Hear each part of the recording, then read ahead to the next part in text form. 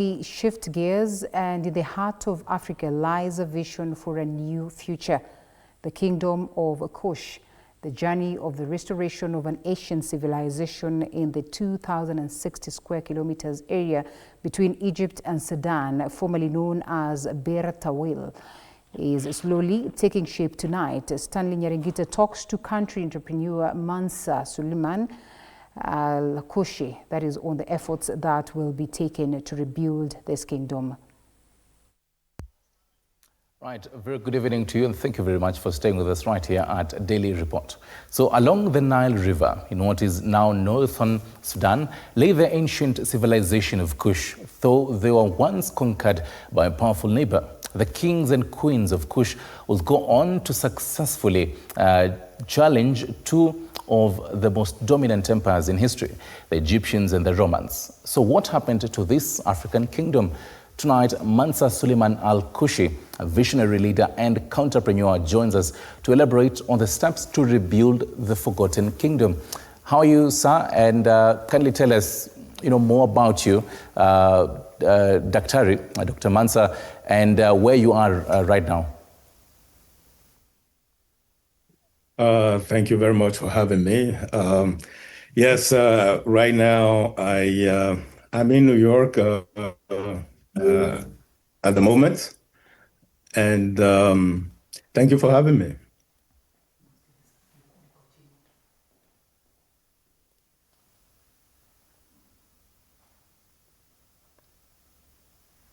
Can you hear me, sir? Kindly continue, if you can hear me. Sure.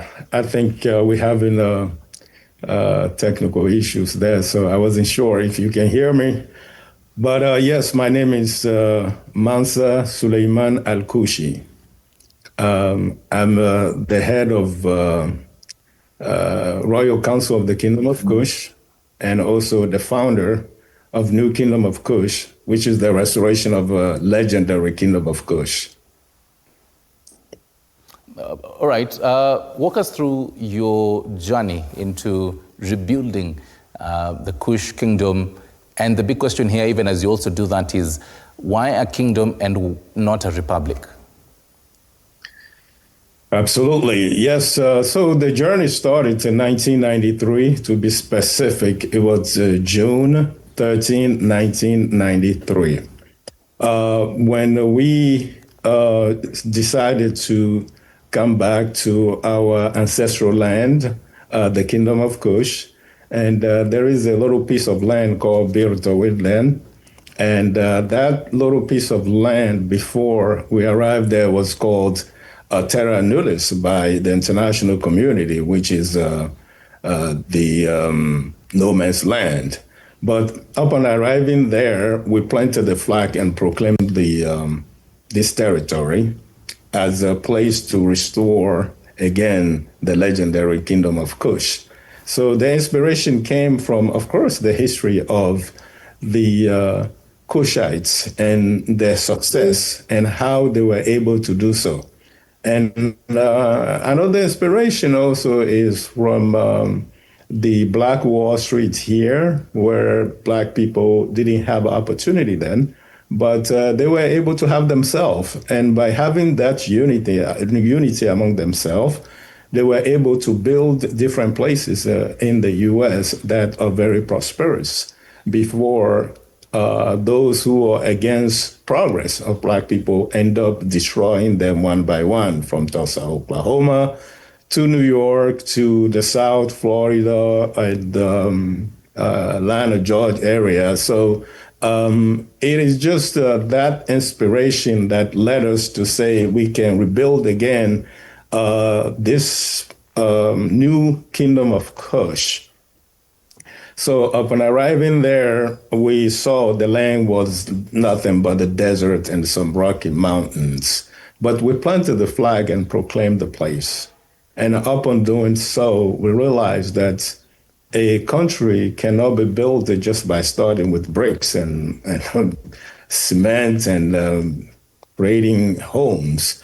we realized that we need to build our people first. So we started going to African nations and started from Sudan and Egypt, part of Sudan, part of Egypt, taking kids off the streets and sponsor them for schooling, and from there to other 25 African nations. And we start building these kids who, some of them were abandoned actually on the streets with no parents. And we collected them. And not only we hire mothers, we also rent in places for these mothers to be able to provide them not just food, and also to provide them motherly love. And from that particular beginning, we saw these kids now grown to become politicians and business people, doctors, lawyers, and some professionals. So these are the children that actually became adults and professionals who start to help now building these homes in conjunction with our people, the Ababda tribes, who actually move and permanently living in the kingdom as of today. Right. Now, definitely the big question would be for this particular whole revolution from 1993 up to now. You've definitely talked to us about this whole history of even making sure that partnering with the countries around this particular bare land.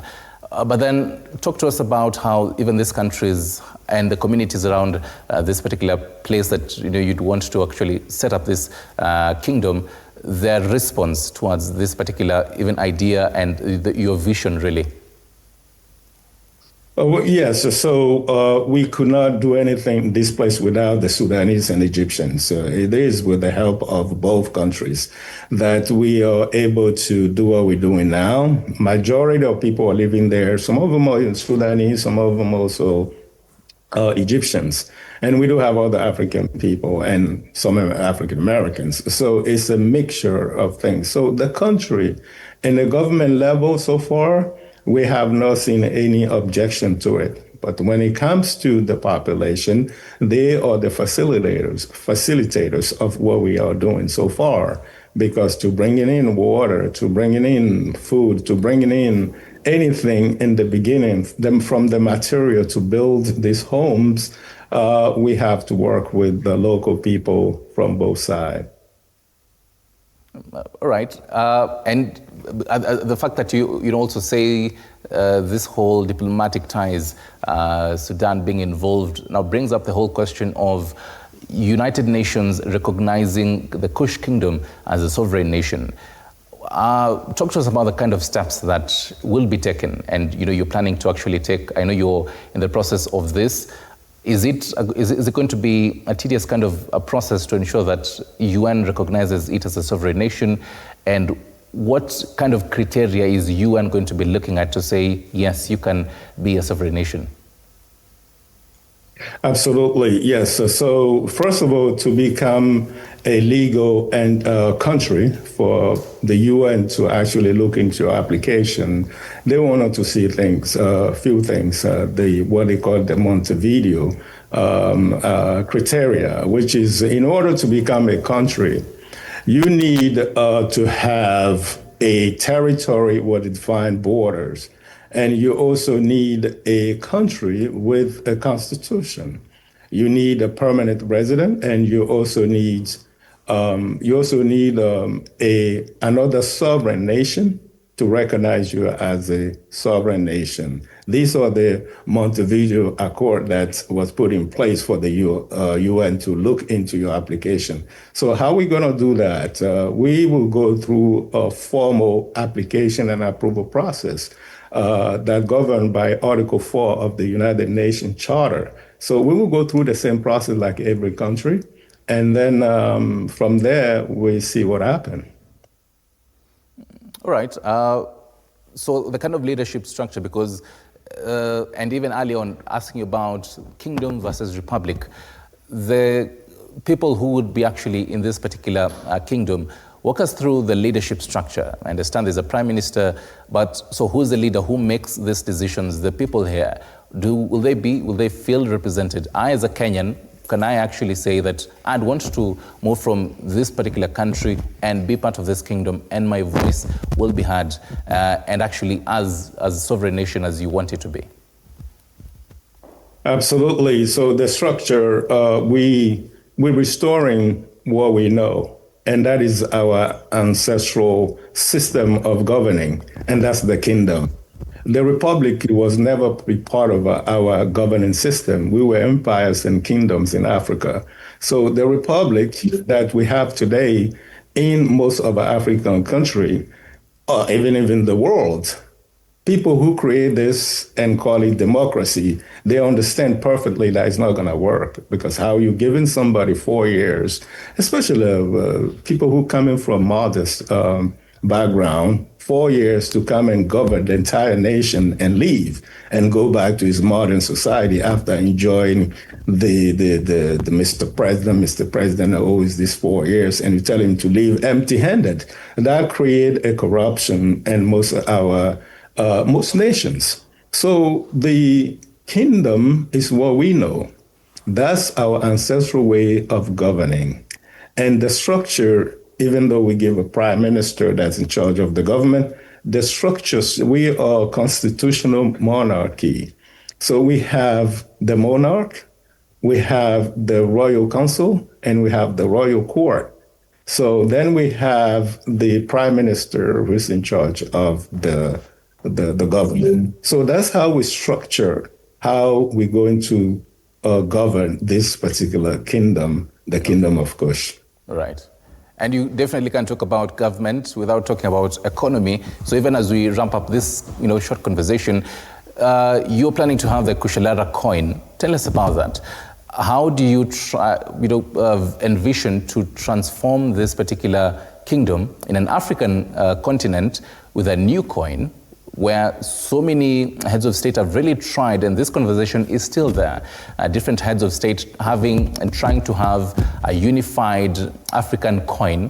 Why do you think this particular kingdom having its own coin is a way to go? Yeah, before I respond to that, I want to also highlight part of your question that if you're Kenyan and you want to be part of this kingdom, just to be clear, our Minister of Health is actually from Kenya, Dr. Njeru. And this doctor, his background is in the US, but his background is originally from Kenya. Our prime minister is originally from Haiti. Minister of Foreign Affairs from Tunisia, a minister from Education from Sudan, a minister of Integration from Ghana, a minister of Justice from the Congo, DRC. So it's a mixture of our people to be able to have inclusive new society and be able to work in. It's true that for the Montevideo Accord, you need a territory with a defined border.